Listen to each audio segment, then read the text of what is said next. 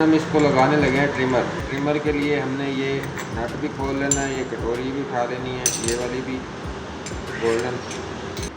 ये 2 कटोरियाँ लगाकर ये स्पेसर हैं इसके। उसके बाद ये भी उल्टी चूड़ी है, ये भी एंटी इधर अड़ाएंगे।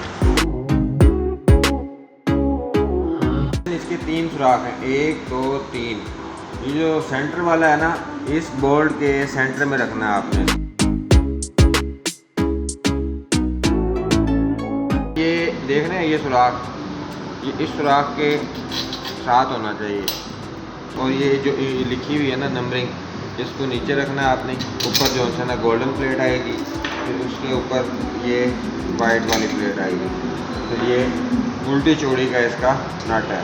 जो होल मैंने आपको बताया था इसका, इसके अंदर हमने ये एल की बार इसको हमने टाइट करना है।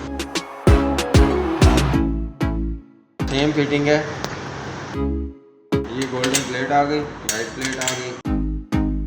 इसके बाद ये कवर उठाना है इसका, और इसको जो है ना इधर 2 पेच लगे हुए हैं, दिखाएंगे। ये 2 पेच हमने ना इसके लूज करके इसको जो है ना इसके अंदर लगा देना है। इसके बाद ये दोनों पेच हमने टाइट कर देने हैं। उसके बाद ये ऑरेंज वाला कवर ये लग जाएंगे। ये फिटिंग इसके साथ है।